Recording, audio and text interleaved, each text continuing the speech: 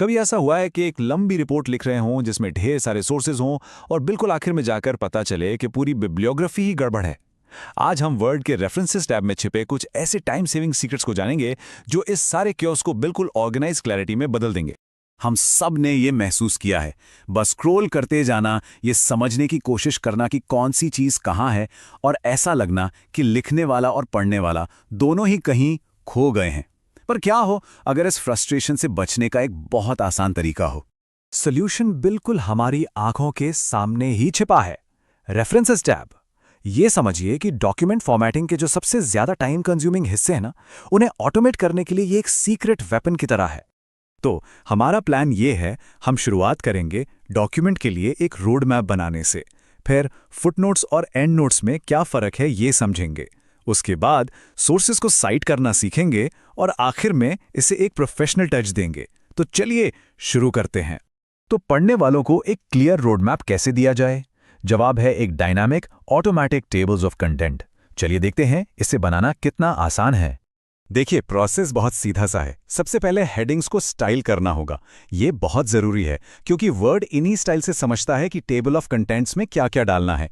फिर references tab पर जाकर एक स्टाइल चुनिए और बस वर्ड बाकी का सारा काम खुद कर लेता है। और यही तो इसकी खासियत है, मतलब हेडिंग्स को स्टाइल करिए और वर्ड बाकी का काम अपने आप कर देता है। अच्छा, अब सोचिए, अगर मैं टेक्स्ट के फ्लो को बिगाड़े बिना कोई एक्स्ट्रा जानकारी देनी हो तो क्या करेंगे? चलिए फुटनोट्स और एंड नोट्स को देखते हैं। इस आम चैलेंज के लिए वर्ड में दो बहुत ही पावरफुल टूल्स हैं, फुटनोट्स और एंड नोट्स। देखिए, इनमें मेन डिफरेंस जो है वो है इनकी लोकेशन का। फुटनोट्स पेज के आखिर में दिखते हैं जो किसी बात को तुरंत समझाने के लिए परफेक्ट हैं। वहीं एंड नोट्स पूरे डॉक्यूमेंट के एंड में एक साथ आते हैं, जो पढ़ने के एक्सपीरियंस को बिना डिस्टर्ब किए जानकारी देने के लिए आइडियल हैं।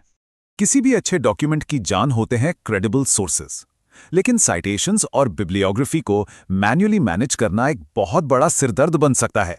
इसे ऐसे समझिए कि ये टेक्स्ट में एक छोटा सा साइन पोस्ट है जो कहता है ये आइडिया यहां से आया है। ये पढ़ने वालों को सोर्सेस तक पहुंचाता है और इससे काम में क्रेडिबिलिटी आती है। मतलब वर्ड का ये साइटेशन मैनेजर एक पर्सनल रिसर्च असिस्टेंट की तरह काम करता है। सोर्स की डिटेल्स बस एक बार डालनी होती हैं और वर्ड उसे ट्रैक करता रहता है, और जब काम पूरा हो जाए तो एक क्लिक से एक परफेक्टली फॉर्मेटेड बिब्लियोग्राफी तैयार हो जाती है। मतलब मैनुअल टाइपिंग और फॉर्मेटिंग का झंझट ही खत्म। और सबसे बढ़िया बात तो यह है कि क्या एमएलए से एपीए स्टाइल में स्विच करना है, बस एक क्लिक करिए और वर्ड सारे साइटेशंस और बिब्लियोग्राफी को तुरंत रीफॉर्मेट कर देगा। यह एक मैसिव टाइम सेवर है।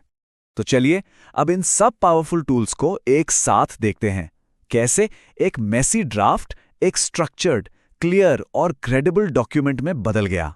ये सिर्फ फीचर्स नहीं है, ये प्रोडक्टिविटी सुपर टूल्स हैं। इन्हें मास्टर करने से घंटों बच सकते हैं और काम की क्वालिटी में जबरदस्त सुधार हो सकता है, जिससे पूरा वर्क फ्लो ही बदल जाता है। और रेफरेंसेस टैब ही वर्ड का वो बिल्ट इन इंजन है जो इन जरूरी डिटेल्स को मैनेज करता है और काम को गुड से ग्रेट बनाता है। देखिए, सिर्फ एक टैब को मास्टर करके प्रोडक्टिविटी का एक नया लेवल अनलॉक हो गया है। तो ये सोचने वाली बात है ना कि जिन सॉफ्टवेयर्स को हम रोज इस्तेमाल करते हैं उनमें और कितने ऐसे हिडन जेम्स छिपे हो सकते हैं। इस जानकारी को देखने के लिए धन्यवाद।